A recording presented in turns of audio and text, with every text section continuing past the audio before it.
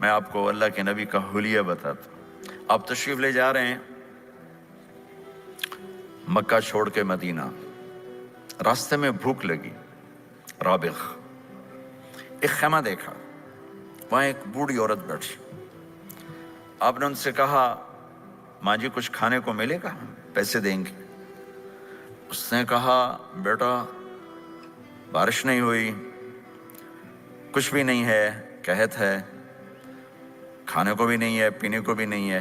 تو ایک بکری کھڑی تھی بالکل کمزور، اس کے جسم پر صرف کھال تھی۔ آپ نے کہا اس بکری کا دودھ نکال لوں؟ وہ کہنے لگی دیکھ تو رہے ہو اس کے جسم پر تو سوائے کھال کر ہے کچھ نہیں، کہاں سے نکالو گے؟ کہ آپ مجھے اجازت دو۔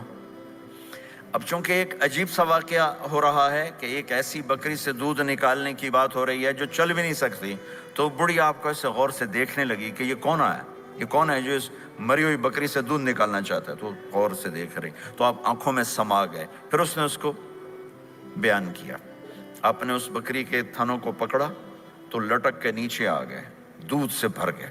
تو اپنے بڑے برتن میں دودھ نکالا، اپنے تینوں ساتھیوں کو پلایا، خود بھی پیا، پھر دوبارہ دودھ نکال کے برتن پورا بھر کے اس بڑھیا کو دے دیا، اور آپ چلے گئے۔